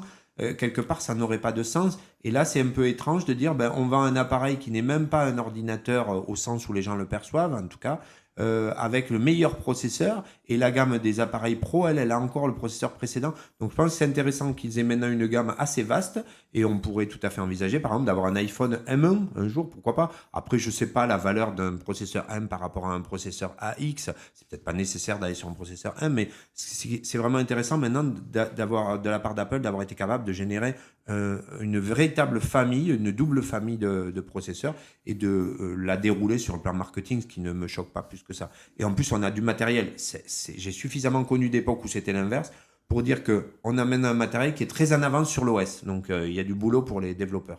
Le sujet, c'était essentiellement qu'on a une semaine de machines pro, une semaine de machines annoncées et on n'a que 3 jours sur 5 jours, sinon 7. Une semaine, la dernière définition, c'est quand même 7 jours. Même si les week-ends c'est un peu sacré. Et il y avait le fait qu'encore une fois, les 2 machines les plus chères de la gamme ont 2 puces de retard sur toute la gamme. Donc effectivement, je suis d'accord avec tout ce que tu as dit. Il y a le Mac Pro qui est totalement vide, le Mac Studio qui est quand même cool, etc. Il n'y a pas de sujet là-dessus. Mais la partie semaine de mon fail à moi de l'année, c'est la partie semaine d'annonce avec une gamme qui ne se met pas à jour. Et dis-toi qu'avant Noël, tu présentes les produits qui se vendent à Noël. Des Mac Pro, tu n'en vends pas à Noël, c'est pas saisonnier. Et tu vois, le c'est Mac Studio d'autant aussi. plus bizarre qu'ils n'aient pas mis à jour les R. Oui, mais les R, ils sont trop récents. Tu peux pas dire aux gens, au mois d'avril, achetez ça, et au mois de septembre, ah ben vous savez qu'on a fait mieux depuis. C'est arrivé une fois avec un sombre iPad, et sur une année, l'iPad a été renouvelé 2 fois. Ça fait mauvais genre. Il faut dire ce qui est, tu peux pas te permettre de vendre un produit à des gens et de leur dire dans la même année, ah mais attention, il y en a un nouveau, parce que déjà que c'est quand même une dépense pour beaucoup de gens. Mais je comprends totalement ta frustration, mais il faut qu'on se rende bien compte que toi comme moi, on est arrangé dans une catégorie power user un peu à part, un peu fan et ainsi de suite. Mais pour le commun des mortels, qu'est-ce qui se vend? C'est des MacBook Air, des Mac Mini, et je trouve ça même presque très beau qu'Apple reconnaisse enfin que le Mac Mini est une machine comme les autres et ne la cache pas sous le tapis en se disant ah ouais, mais on va se casser des ventes avec cette machine-là. Donc c'est plutôt une bonne chose. Mais j'acquiesce tout à fait ton regard là-dessus, Locan, c'est vrai. On va donc finir l'année 2024 sur une petite frustration, mais aussi des motifs d'espoir pour l'année prochaine. Messieurs, est-ce que vous avez quelque chose à ajouter? On aimait bien l'idée des voitures, mais j'ai l'impression qu'on va s'asseoir dessus. Eh bien, En fait, on peut pas faire un podcast qui asseyons-nous. passe l'heure, quoi. Tu as tout à fait à bord, montons à bord. Attends, Montons. c'est le podcast de fin d'année. Les gens, là, ils ont tous fait leur repas de Noël. Ils se font chier avec leur famille. Ils s'ennuient, etc. Donc, Ils sont sur le canapé, espatarés, et là, ils peuvent nous écouter des heures en somnolent, en bulant. Exactement ça. Voilà. C'est exactement ça. On est censé. Dis-toi que là, en fait, on est dans les oreilles des gens, chez eux, qui s'ennuient. Et en fait, on est un petit peu leur rayon de soleil. Oui, mais Sébastien a dit qu'il n'aimait pas avoir les oreilles obstruées. Donc, non, totalement. Mais vous avez raison, c'était le dernier point que j'ai un petit peu oublié. On devait parler automobile et... Vroom. Voilà, vroom vroom. Non. Déjà, je voulais vous demander, avec Monsieur Trump au pouvoir, où en est Elon Musk avec Tesla? Est-ce que Tesla, Locan, je sais que tu en possèdes une, Sébastien, tu n'en possèdes pas, moi j'en Je possède. suis le plus ancien possesseur de véhicules électriques à cette table, ça fait 13 ans, mais je n'ai pas de Tesla. D'accord, c'est lequel ce véhicule C'est cette petite Citroën C0 qui date maintenant de 2011. C0, ça me fume, ça. Une voiture qui s'appelle C0. Genre, c'est même pas la 1, c'est le pilote, quoi. C'est comme les mecs Zéro émission. Et oui, il y a des gens au marketing. Ouais, c'est comme les mecs au basket, ils ont le numéro 0. Je ne comprends pas. Tu n'es qui? Tu n'es pas un numéro. Mais j'en possède une aussi, Locan. Je sais que tu es quand même bien plus au courant des choses qui se passent que moi, parce que tu as parmi toutes tes activités youtubesques, tu as beaucoup de catégories Tesla où tu fais des tests, etc. On en est où? Ah merde, c'est arrivé direct. J'étais au fond de mon fauteuil. Ouais, faut savoir, là, On peut d'ores et déjà dire qu'il s'est mis bien, le père Musk, avec le nouveau président. Donc, Totalement, il est très très bien placé. Après, le souci, je vais essayer de retrouver le wording que j'avais utilisé quand j'ai acheté ma Tesla, c'est-à-dire qu'une Tesla est une excellente voiture électrique, mais c'est pas une bonne voiture. Moi, j'adore Locan. À chaque fois qu'il achète un produit, il est publicitaire dans sa tête. Il se fait un petit slogan d'achat. Ouais, Il fait en mode mais il y a l'Apple une Watch, honnêteté la qu'il motivation. honore, par contre. Et Oui, tout à fait. c'est un très bon véhicule électrique, mais c'est pas une bonne voiture, une Tesla. Voilà, c'était comme ça que je l'avais dit. Réellement, parce que il y a des bruits partout. Moi, ça me rend dingue. C'est mal fini, mais c'est prodigieusement Pas abusé non plus. Ah, c'est dégueulasse, mec. Arrête. C'est C'est juste quand t'as mis un écran avec un volant, un siège un peu confort qui te chauffe les fesses quand il fait un peu froid automatiquement, et du coup tu fais ah c'est génial. Et est-ce Non. que c'est pas Pas par du la tout. nature même du fait que le véhicule soit électrique et donc dénué de bruit que vous vous rendez plus Non, compte non, non. du bruit que fait la Mais voiture? alors, C'est pas un du tout. Très Mais alors, bon argument. Et effectivement, non. moi j'ai des trucs qui bougent partout. J'ai 14 SAV sur ma voiture qui attestent du fait qu'il y a des problèmes dessus. C'est pas. mais toi, t'es un chat noir. C'est C'est pas tout. on a démonté Monsieur Sardari, on n'a rien trouvé. C'est on a démonté, il y a un rapport d'intervention, il y a des pièces remplacées. C'est une catastrophe en fait. Et- Donc effectivement, l'immense majorité des gens n'ont pas autant de problèmes que moi. Dommage, c'est tombé sur moi. Dommage pour moi et pour vous parce que vous m'entendez râler. Mais en l'occurrence, c'est quand même globalement mal fini. C'est pas au niveau d'une Renault, ne serait-ce que ça. Tu vois, je porte pas particulièrement Renault dans mon cœur, mais c'est un constructeur très moyen, voilà, qui fait du volume, qui est là pour faire du volume et qui fait pas du haut de gamme, pas de l'entrée de gamme non plus. Et donc moyen au sens littéral du terme. La Tesla est moins bonne qu'une Renault. Une Clio est mieux finie qu'une Tesla, ça vaut pas le même prix quoique, mais pour autant, c'est un excellent véhicule électrique et rien me donne envie de changer. Par contre, si je dois envisager l'achat de notre véhicule électrique, j'ai un Cybertruck en précommande, donc. T'es sérieux? Ouais, Ah, mais tu vas garer ça où? depuis 4 ans, je le gare où je veux, il fait sa place. Hein. Tu sais, c'est indestructible, donc s'il n'y a pas, je le tape un petit peu dans un Oui, mur. c'est pas toi qui perdras, mais par rapport à un modèle Y, c'est quand même beaucoup plus grand, non? L'avantage, c'est plus long, mais c'est pas forcément plus large. Et en général, c'est ça le problème. Merci, Prochain messieurs. podcast, Locan arrive en Cybertruck. Merci messieurs. Ouais, la transition aurait pu être vraiment plus crado que ça, je te félicite. Vraiment, parce que tout le monde a souri bêtement. Donc ça fait la même largeur qu'une modèle Y ou qu'une modèle X, pardon. Mais c'est un chouki plus long et un peu plus haut. Et puis surtout, ça a une dégaine de trapèze ou de triangle énervé. Vraiment, c'est agressif comme véhicule. C'est un bloc de granit qui est passé dans une modéleuse. C'est Quoi. exactement. Et pour la petite histoire, le Cybertruck a des panneaux plans, tout simplement parce qu'il n'existe à ce jour aucune machine capable de plier l'acier du Cybertruck.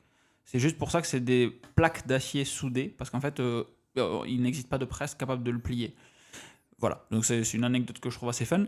Mais c'était pas le sujet. Le sujet, c'est... Non, mais par contre, moi, il y a un sujet qui m'intéresse. Là, c'est, je suis le premier fan de Tesla et je suis pas du tout d'accord avec toi quand tu dis c'est mal foutu. Ma voiture, elle est juste là. Elle est dans mon axe. On est à l'étage à la beige et je la vois garée. Moi, j'aime beaucoup la forme qu'elle a, les lignes qu'elle a. la blanche. C'est la blanche, tout à fait. Tu peux un peu mieux faire et tout, mais pas une voiture moche. Par contre, le Cybertruck, alors, au-delà de la... Cybertruck. Au-delà de l'aspect physique que je ne jugerai pas, c'est que toi, je sais qu'en plus, tu vas faire des trails, tu pars en montagne, t'es pas un casanier de la ville. Il a quoi, 530 km d'autonomie? À plus. Et après, Celui que tu as pris alors, le sujet, c'est ça, tu vois, c'est toujours pareil avec Moi, Elon. je trouve ça un peu... Alors, c'est bien si tu vas à côté dans les Pyrénées, que tu as 1 heure de route, mais tu dis, je vais partir à l'aventure. Logiquement, moi, j'ai un ami qui est très... chemise bûcheron et tout, il part dans les Everglades en Espagne, il se dit c'est bon, j'ai mon truc, mon bon 4x4 polluant certes, mais au moins Oui. je peux mettre T'as mis de une bande l'essence dedans, d'autonomie, je partirai pas à l'aventure avec un Cybertruck. Mais le non. sujet, c'est que, je sais plus ce que je voulais dire, le sujet, c'est que le Cybertruck, déjà, en termes d'autonomie, en termes de qualité, il n'a pas été annoncé pour ce qu'il est aujourd'hui. C'est-à-dire que moi, quand j'ai précommandé mon Cybertruck il y a 4 ans de ça, rappelons-le, 4 ans de ça, le Cybertruck était annoncé pour être à moins de 80 000 euros dans une configuration trimoteur avec pas loin de 1000 bornes d'autonomie, etc., etc. On n'a rien de ce qui était annoncé à l'époque. Eh oui. Pour autant, la précommande est toujours là parce que je suis juste curieux et je veux garder mon ticket avant d'aller chez le boucher pour savoir de quelle couleur est la saucisse. Et la partie autonomie, donc on verra ce qu'on aura encore une fois. Déjà, s'il sera homologué en Europe, mais c'est un autre sujet. Un autre sujet de notre sujet de notre sujet. Mais il y a des superchargeurs, quand tu vas dans les Pyrénées, il y a une superchargeur en Ariège juste avant de monter dans les Pyrénées. Donc quand je vais faire un gros bivouac, comme typiquement ce soir, je recharge la bagnole au superchargeur le plus proche avant de monter. La bagnole reste au pied de là où je pars. Oui, bien sûr. Et le lendemain, j'ai de l'autonomie pour repartir. Je ne suis pas bloqué et je recharge en descendant. Donc l'autonomie en véhicule électrique, c'est toujours un faux sujet. Ce qui est important, c'est la cartographie des stations de recharge et la vitesse de recharge. Donc ça inclut la voiture et la station de recharge.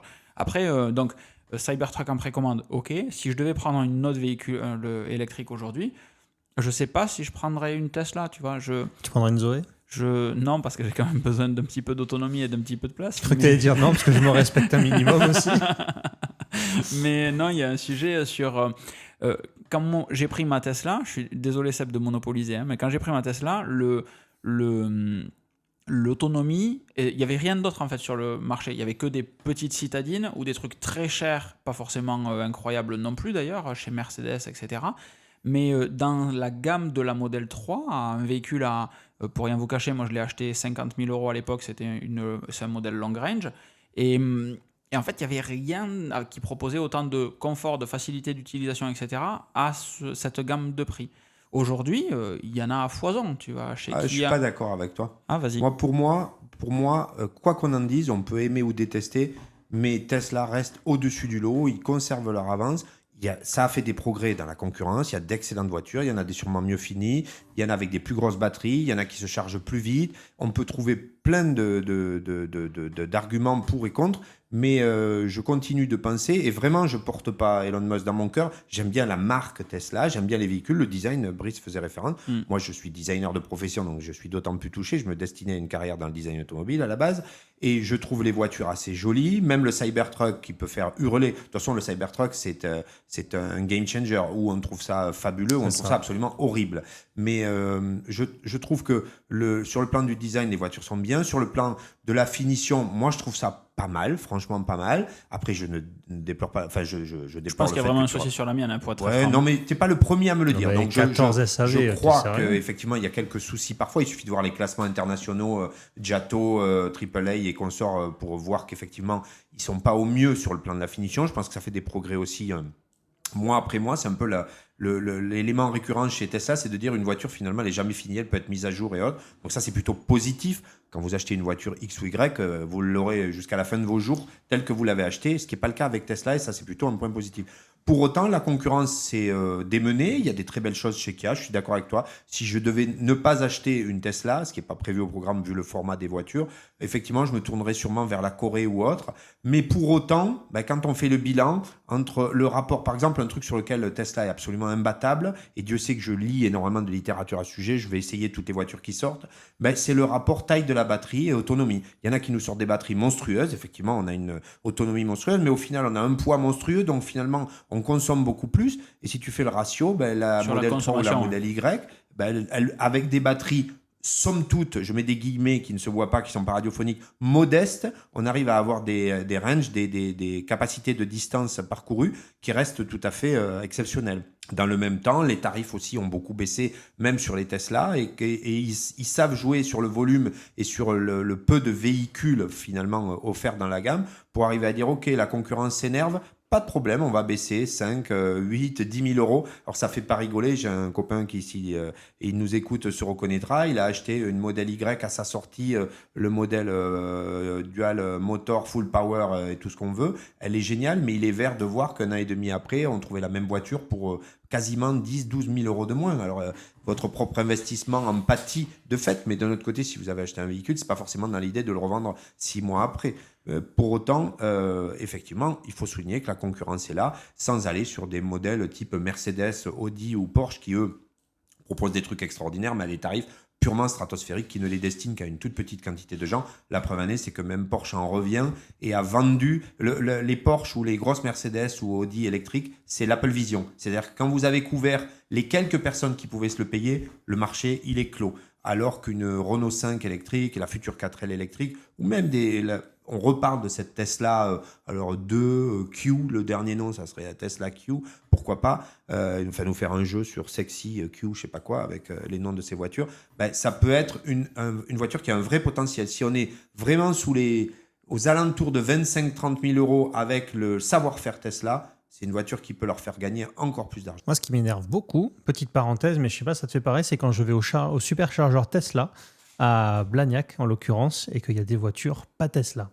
J'ai envie de les défoncer à coups de batte de baseball. Surtout, tu sais quoi, pardon de te couper, quand tu y vas et que c'est une voiture, tu sais qu'elle n'a pas le chargeur du même côté. Ouais, et du coup, elle te nique 2 bornes en même temps. Ouais, c'est un enfer. Ne venez plus si vous avez vos voitures chinoises. Laissez-nous à Blagnac. Je vais jamais à celui de Blagnac, tout simplement parce que j'ai une borne à la maison déjà, mais celui de Blagnac est particulièrement... Il a un superchargeur à la maison. Il a un superchargeur. J'ai 2 stalls à la maison.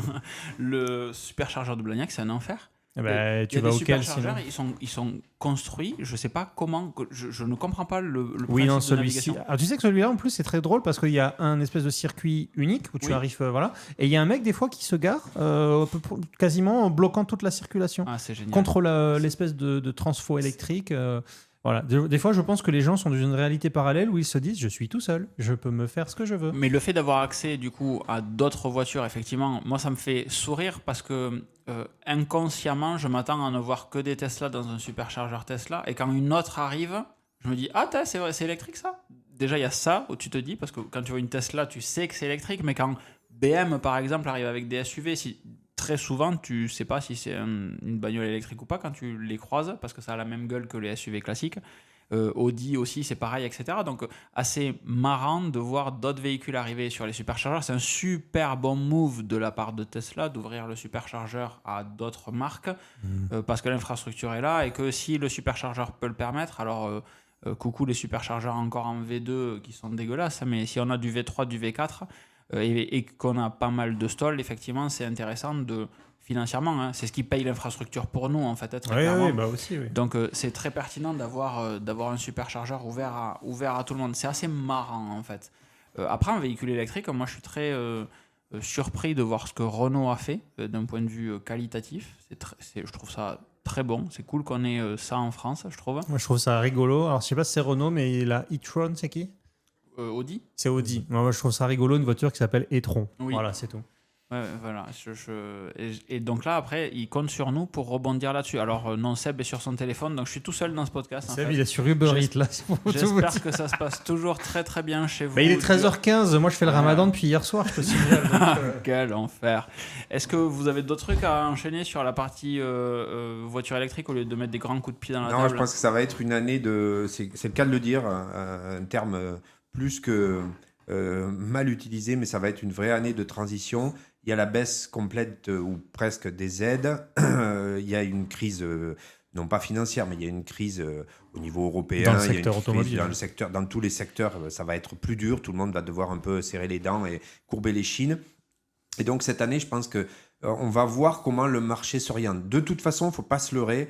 À long terme, le marché il sera électrique, point barre. Ça, c'est certain. Après, les deadlines qui ont été données, c'est-à-dire 2030-2035, elles seront peut-être un peu complexes à tenir. On verra selon les pays. Il y en a qui sont déjà. La Norvège, pour y avoir été, c'est absolument fou. Ils sont déjà à 90% de taux d'équipement. Donc voilà, mais c'est un pays particulier, avec des infrastructures déjà en place et autres. Mais chez nous, en ce qui concerne la France, je pense que petit à petit, les gens vont y passer. Et surtout, je pense que des constructeurs comme Renault ont très bien compris qu'il fallait arrêter de vendre des véhicules de 5 mètres de long et 14 tonnes, ce qui est complètement contre-productif quand vous vendez de l'électrique. Les gens n'ont pas besoin de ça, on a besoin de Clio, on a besoin de 4L, de 2 chevaux, de petites automobiles, d'automobiles moyennes, avec des capacités de recharge. Aujourd'hui en France, il n'y a plus à se plaindre, on en est à 150 000 bornes de recharge dans le pays.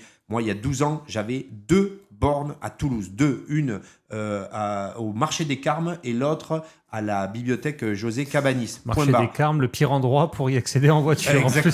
Exactement. Mais comme il y avait 2 places et que nous étions 2, on se battait pas. On se faisait piquer la place de Salut recharge Roger, par des ça va voitures qui venaient se garer. J'appelais régulièrement Allo Toulouse pour faire dégager des voitures qui se mettaient là. Aujourd'hui, je me promène dans Toulouse et je vois des bornes partout, dans des endroits où je me dis « Ah mais il y a des bornes ici, il y a des bornes là. » Il y a des bornes absolument partout. Donc, ce n'est plus un problème en soi. Par contre, ce qui est important, c'est de vendre des véhicules qui soient en accord avec, d'une part, les besoins des gens et les moyens des gens. Monsieur et Madame Michu n'ont pas 45 000 euros à mettre dans une voiture électrique. Ça les effraie, c'est leur premier achat.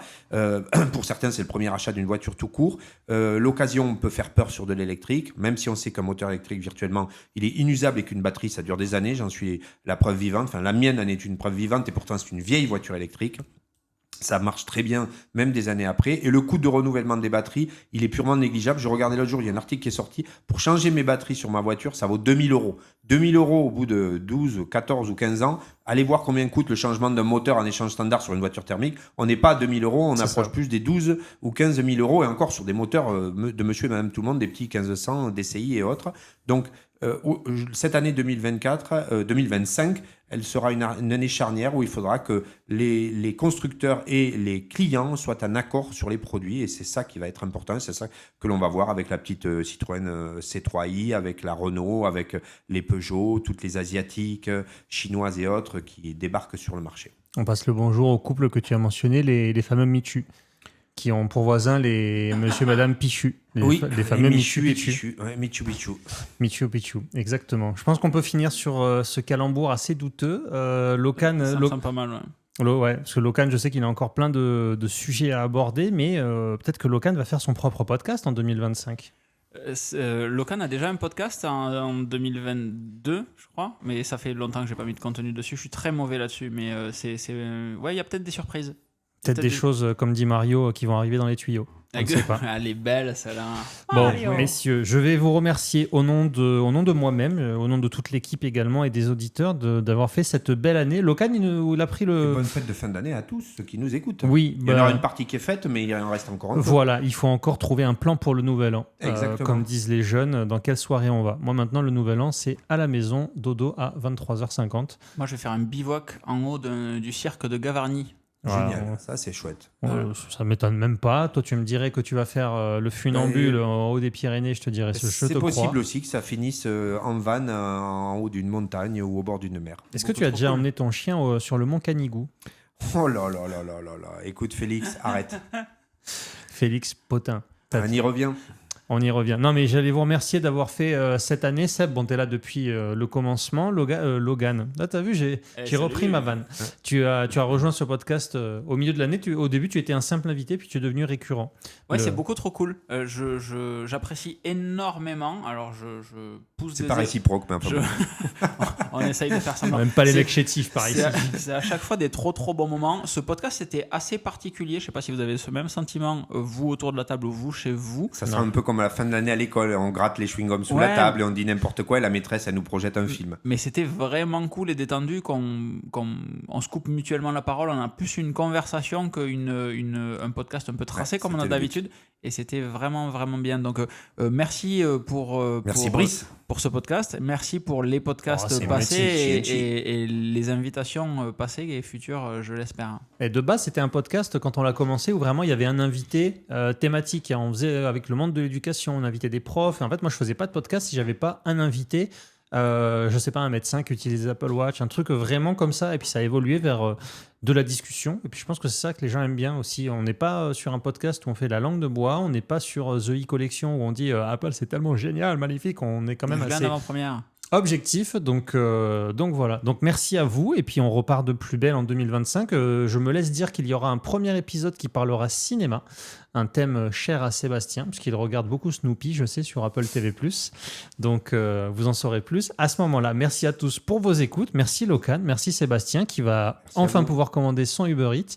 Est-ce qu'on peut dire aux gens, je te coupe dans ta conclusion, mais sinon tu allais réellement finir, est-ce qu'on peut dire aux gens de mettre en commentaire sur leur plateforme de podcast, déjà 5 étoiles, parce que c'était vraiment un très bon moment et qu'ils ont passé des très bons moments avec nous, c'est vrai. Et mettre en commentaire ce qu'ils ont kiffé et ce qu'ils ont aimé, de faire eux leur bilan de notre podcast en 2024. Qu'est-ce que vous avez adoré en 2024 en commentaire en même temps que vous mettez 5 étoiles. Et qu'est-ce que vous aimeriez, quels seraient les sujets que vous aimeriez que nous abordions? Qui voulez-vous éliminer de ce podcast? Tapez 1 pour Locan. Non, mais c'est là qu'on voit le côté c'est là qu'on voit le côté youtubeur, parce que moi je n'ai pas le réflexe de faire ça, et je vais même te dire mieux, il faudrait le faire dès le début de l'épisode, de dire aux gens mettez 5 étoiles, ça nous aide beaucoup. Et alors moi j'ai déjà suggéré un truc la dernière fois. Suggérer, du verbe suggérer. Suggérer, on est à Toulouse, donc c'est du suggérer, pour que les gens mettent 5 étoiles et laissent des avis, qu'en début de podcast on reprenne les avis du dernier podcast, et de dire merci Roger de nous avoir dit qu'on était absolument fabuleux et qu'on ait parlé de chocolatine, merci à Daniela AA de nous avoir bref, tous ceux qui mettent 5 étoiles, on pourrait, j'ai pas dit qu'on le ferait, mais on pourrait les reprendre dans le prochain podcast et dire merci, etc. en début de podcast. On le fera, et d'ailleurs on peut te dire merci aussi parce que depuis que tu nous as rejoints, les audiences ont doublé. On le sait en termes de statistiques que tu as forcément une communauté qui te suit depuis des années, mais ta présence a aussi fait doubler les écoutes, voire même tripler sur certains épisodes, voire même quintupler sur d'autres. Mais non, vraiment c'est très chouette. Et puis moi j'ai des retours aussi de gens qui me disent le petit trio fonctionne très bien, avec chacun à son rôle, on se coupe la parole et voilà. Allez, très, on va cool. finir l'autocongratulation. Merci à tous. Non, ça fait du bien. Ça fait du bien aussi de temps en temps. Et comme disent les petits Jean-Mich de la compta à la machine à café, à l'année prochaine.